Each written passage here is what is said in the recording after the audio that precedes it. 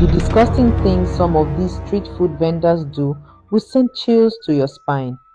The sun rose slowly over the red roofs of Oba Ala, a small but lively village in the heart of Nigeria.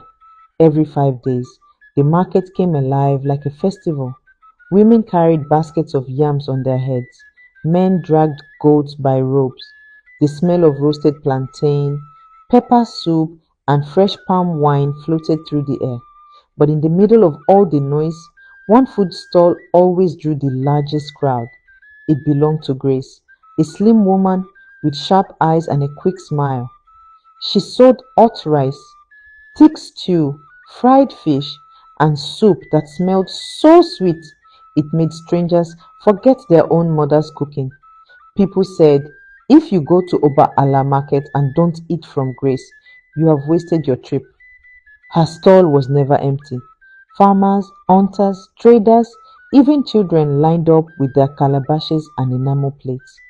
Some women grumbled that Grace was taking all the customers, but they could not deny that her food had a power of its own. Mama Nkechi, one woman hissed as she fanned her fire near Grace's stall. I have cooked the same okra soup for 20 years. Why is it that my customers pass me by and run to her like goats to salt? Mama Nkechi shook her head. Her hands are not ordinary. That one is cooking with something more than pepper and oil. Mark my words. Still, people kept buying. Grace laughed with her customers and served them quickly, never shorting a piece of fish, never forgetting extra pepper for those who liked it hot. But behind her smile, there was something in her eyes, something that made children whisper and pull their mothers' wrappers. One afternoon, after the market had ended and the stalls were emptying, a young boy named Chinedu wandered around with a stick in his hand. He was only 10, but he loved to follow adults and repeat whatever gossip he heard. As he passed Grace's stall, he paused. Her pot of soup, which had been boiling since morning, was still full. Ah, but she sold so much today, he muttered to himself. Why is the pot still heavy like this? Grace turned suddenly and caught him staring. Her smile was thin this time, not warm. Chinedu, run home before your mother beats you, she said. The boy ran off, but his small eyes had seen something. The pot was full of liquid, bubbling gently, even though the firewood had burned down to ash. That evening at the stream, Chinedu repeated what he saw to a group of women washing clothes. Her pot never finishes, he whispered, and I swear I saw her pour something into it that was not water. The women gasped. Keep quiet, you this boy, one said quickly, looking around as if Grace herself might appear from the bushes. Do you want trouble? But the seed of suspicion had been planted. From that day, whispers grew in every corner of Oba Allah. Some said Grace had a charm from the shrine.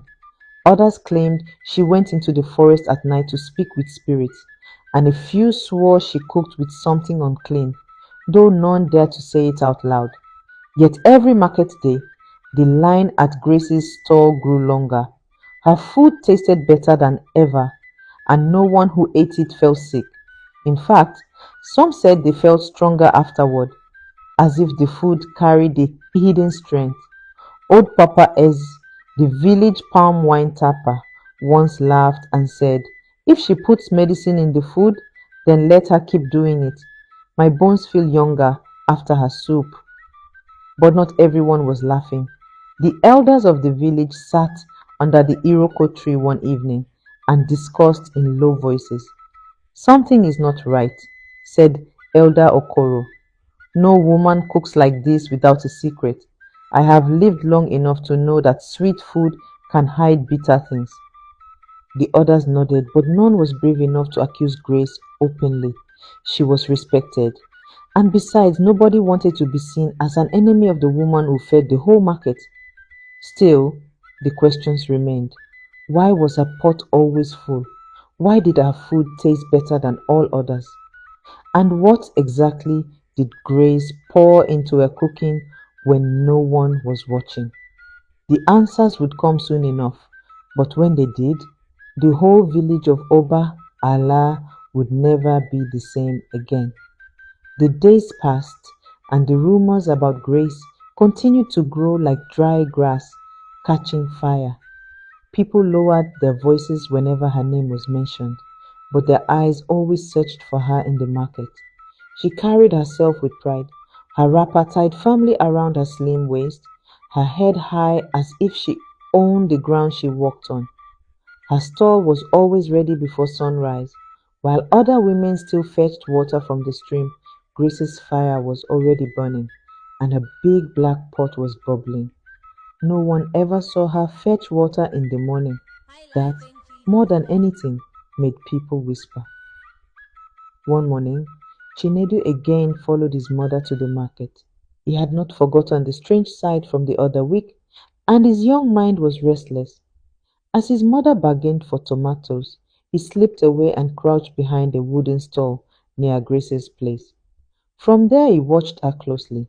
Grace moved quickly, her hands sharp with experience. She poured oil into the pot, added pepper, onions, and spices. The air smelled so good that Chinedu's stomach growled. But then he noticed something strange. Grace bent down and lifted a small clay pot from under her table. It was not like the calabashes other women used for water. This one looked darker, its mouth covered with cloth. She untied it slowly, looked around, as if checking if anyone was watching, then poured its liquid into her big soup pot. Chinedu gasped. The liquid was pale yellow, not clear like water. His heart beat fast as he pressed himself against the stall, praying she would not notice him.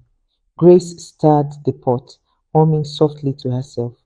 Then she covered it with a wooden lid and began slicing meat. The boy's hands trembled as he crawled away.